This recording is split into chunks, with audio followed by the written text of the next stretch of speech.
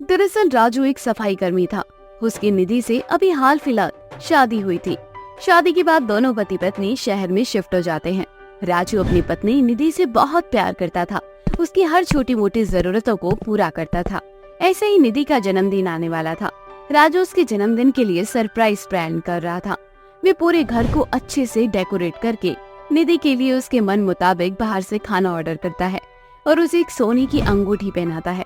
जिसके बाद राजू निधि से बोलता है, निधि, तुम्हारे लिए मेरी इतनी औकात नहीं है कि मैं तुम्हें हीरे की अंगूठी दूं, लेकिन हाँ, ये सोने की अंगूठी किसी हीरे की अंगूठी से कम नहीं है।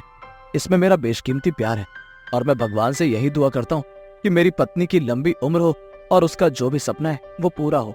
आप सच में मुझे मेरे जन्मदिन का गिफ्ट देना चाहते हैं? हाँ, क्यों नहीं, बताओ तुम्हें क्या चाहिए। दरअसल मुझे आगे पढ़ाई करनी है। मुझे एसडीएम बनना है। शादी से पहले मैं अपना सपना पूरा नहीं कर पाई क्योंकि मेरे माँ बाप ने मुझे कभी आगे नहीं पढ़ाया। उनको ऐसा लगता था कि लड़कियों को पढ़ाने का मतलब है अपना सर दीवार में मारना। आसपास के माहौल और समाज को देखते हुए माता पिता ने कभी मुझे ये सब करने नहीं दिया और मैं हमेशा भगवान से यही दुआ करती थी कि भगवान भविष्य में मुझे ऐसा पति देना जो मेरी हर ख्वाहिश पूरी कर सके। मेरा सपना पूरा करने में उसका बराबर का योगदान होना चाहिए। तो क्या आप मुझे आगे पढ़ाई करने देंगे? हाँ निधि, क्यों नहीं। मेरा तो ये मानना है कि आजकल हर लड़की को पढ़ने का हक है। हर लड़की को अपना सपना, अपना नाम रोशन करने का हक है।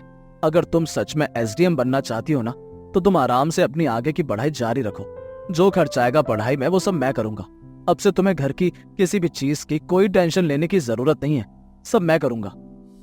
सच में आप बहुत अच्छे हैं। न जाने कौन से टाइम मैंने शिव जी की इतने व्रत रखे थे कि उन्होंने ना मेरी झोली में आप जैसा पति डाल दिया। थैंक यू सो मच भगवान जी ऐसा पति देने के लिए। I love you so much. ऐसे ही कुछ दिन बाद राजू निधि को एक कोचिंग ज्वाइन करवाता है। निधि अब समय से कोचिंग जाया करती और दिन रात करके अपनी पढ़ाई पूरी करती। ऐसे ही रात के 2 बजे निधि अपनी पढ़ाई कर रही थी।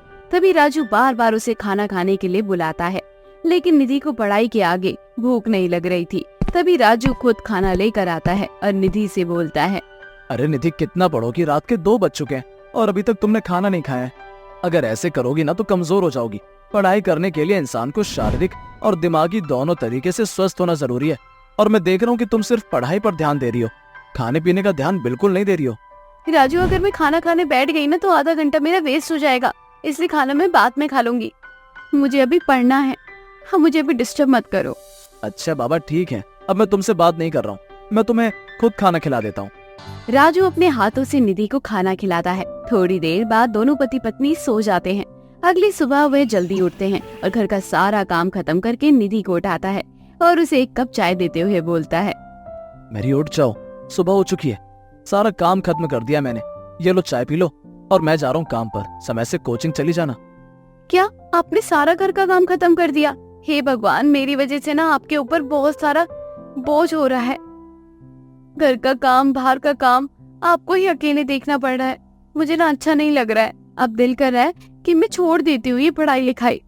अरे निधि नहीं, तुम्हें एसडीएम बनने का सपना पूरा करना है, क्योंकि अभी तुम्हारा सपना नहीं बल्कि हमारा सपना है। मैं तुम्हें एसडीएम बनता हुआ देखना चाहता हूँ। बोलकर राजू वहाँ से चला जाता है। ऐसे ही समय बीतता है। निधि के साथ राजू भी बराबरी की मेहनत करता है। घर और बाहर दोनों का काम राजू अकेले ही संभाला करता है। आखिर वह चाहता है कि उसकी बीवी एसडीएम बन जाए। एसडीएम बनने के बाद निधि के तेवर बदल जाते हैं। उसे अपने पति से घिन लगने लगती है। ऐसे ही एक दिन दफ्तर से घर वापस आती है। तभी राजू दरवाजा खोलता है और निधि को बड़े ही प्यार से गले लगाता है। तभी निधि को गुस्सा आता है और राजू को पीछे धक्का मारते हुए कहती है, ये क्या तरीका है राजू? अभी अभी मैं दफ्तर से आई हूँ और तुम शुरू हो गए।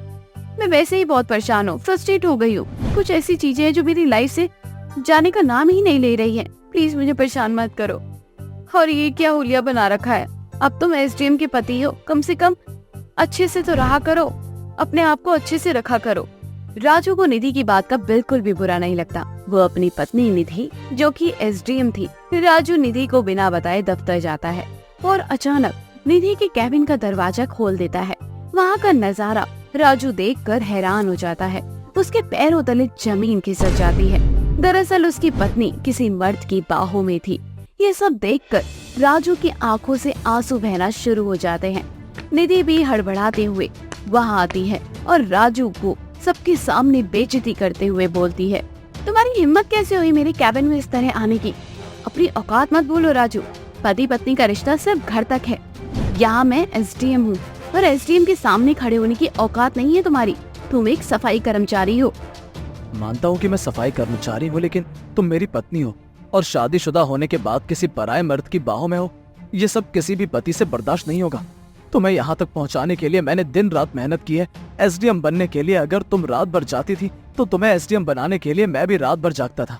तुम्हारे साथ साथ बराबरी की मेहनत मैं भी करता था और तुमने मेरी मेहनत, मेरे प्यार, मेरा भरोसा, इन सबको एक ही बार में तोड़ दिया। निधि को गुस्सा आता है और वे सिक्योरिटी गार्ड को बुलाकर उसे वहाँ से निकलवा देती है। बेचारा राजू परेशान होकर घर आ जाता है। निधि घर जाकर राजू को समझाने की काफी कोशिश करती है। राजू को बताती है कि उसने जो देखा वे उसकी गलतफहमी है, लेकिन राजू अब समझने को तैयार नहीं था। तभी निधि के आशिक ललित का फोन आता है। निधि ने ललित के नंबर को बाबू नाम से सेव कर रखा था। राजू गुस्से में निधि से बोलता है, उठाओ प्लीज बाबू का फोन और फोन स्पीकर पर डालो। तुम्हें क्या लगता है कि मुझे कुछ नहीं पता लगेगा? तुम मेरे पीठ पीछे रंगरलियां उड़ाती रहोगी। फोन उठाओ जल्दी से। निधि घबराते हुए राजू के सामने अपने बापू का फोन उठाती है। तभी बापू निधि से बोलता है, क्या हुआ निधि बाबू, सब ठीक तो है ना? तुम्हारे उस जमादार पति को शक तो नहीं हुआ ना हमारे बारे में? मैं तो कहता हूँ कि छोड़ दो उसे। रही बात उसके एहसानों की, तो उसको बोल दो जितने पैसे चाहिए एक बार बता दे, उतने पैसे उसके मुंह पर मार दूंगा और तुम्हें हमेशा हमेशा के लिए अपना बना लूंगा। राजू ललित की सारी बातें अपने फोन में रिकॉर्ड कर लेता है और सबूत के तौर पर कानूनी रूप से निधि और ललित दोनों के रिश्तों का पर्दाफाश करने लगता है। निधि और ललित का दोनों का अफेयर अब धीरे धीरे हर जगह फैलने लगता है। मीडिया कर्मी अब आए दिन राजू का इंटरव्यू लेते हैं और निधि को एसडीएम के पद से निष्कासित कर दिया जाता है। झूठ और धोखे के जुर्म में उसे गिरफ्तार भी कर लिया जाता है। बिरजू बाजार में टमाटर बेचने का काम करता था और टमाटर बेचकर ही अपने घर को चलाया करता था। बिरजू दिन रात मेहनत करके अपनी बेटी ज्योति को पढ़ा लिखा कर एक काबिल लड़की बना देता है। ज्योति दिखने में काफी सुंदर थी। ऐसे ही एक दिन बिरजू अपने घर में अपनी पत्नी कौशल्या से ज्योति की शादी की बातचीत करते हुए बोलता है, अरे भाग्यवान, अब तो हमारी बिटिया भी बड़ी हो गई है, लेकिन आजकल के समय में शादी ब्याह करना आसान बात नहीं है। अरे आजकल सभी को अच्छा खासा ध्यान रखे चाहिए होता है, उसके बाद ही एक लड़की की शादी किसी अच्छे घर में होती है। वरना जैसे मैंने अपना जीवन गरीबी में काटा है, वैसे ही मैं नहीं चाहता कि मेरी बेटी ज्योति भी काटे।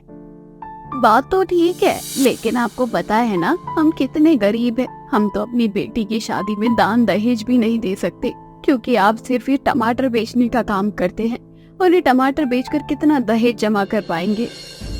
अरे तुम चिंता मत करो, इतना सब कुछ हुआ है, आगे भी सब कुछ अच्छा ही होगा।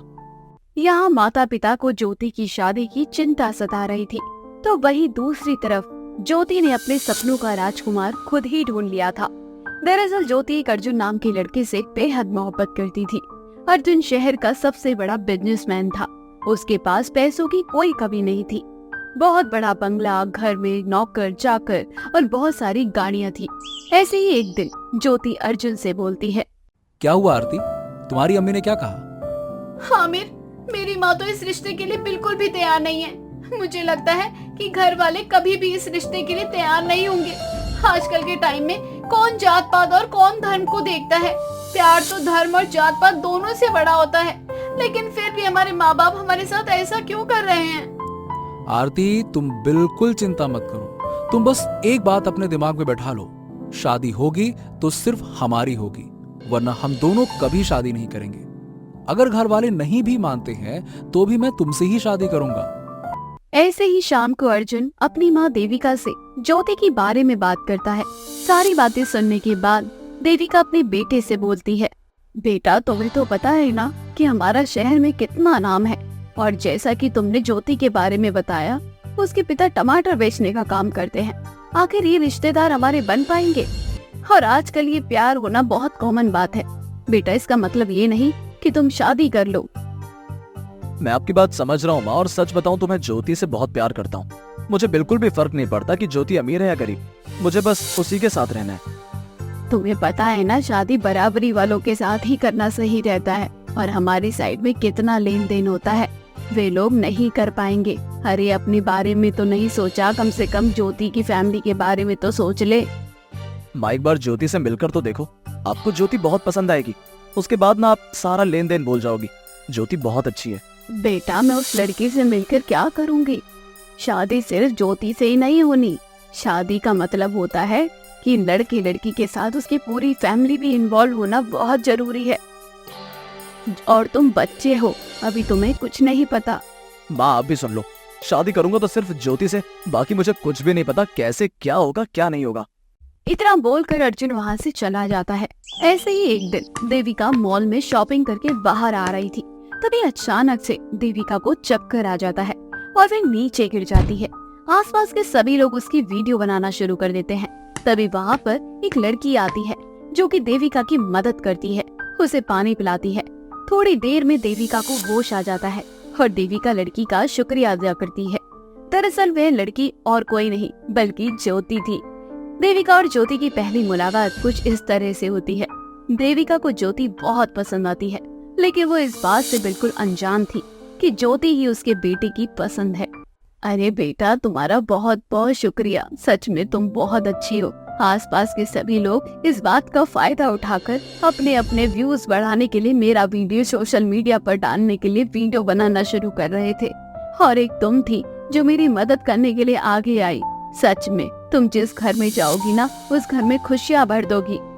आंटी आपको तो पता है ना, आजकल की दुनिया ना दिखावे के पीछे कुछ ज्यादा ही भाग रही है, और लोग दिखावे के पीछे कुछ इस तरह से पागल है कि उनके अंदर कोई इंसानियत ही नहीं है। मानो इंसानियत मर गई हो। वे भूल गए हैं कि हमारे आसपास बहुत से ऐसे लोग हैं जिन्हें उनकी जरूरत है। खैर ये सब बातें तो होती रहेंगी, मैं आपको घर छोड़ देती हूँ। हाँ बेटा मुझे घर तक छोड़ दो। देविका ज्योति को अपनी कार में बिठाकर अपने घर तक ले जाती है। तभी देविका ज्योति को अपने घर आने के लिए कहती है। देविका और ज्योति दोनों अंदर जाती है, जहाँ देविका के नौकर ज्योति का अच्छे से स्वागत करते हैं, उसे चाय नाश्ता करवाते हैं। थोड़ी देर बाद वहाँ पर अर्जुन आ जाता है। अर्जुन जिस तरह से अपने घर में देखकर ज्योति को हैरान हो जाता है, और देविका अर्जुन को ज्योति के बारे में बताती है।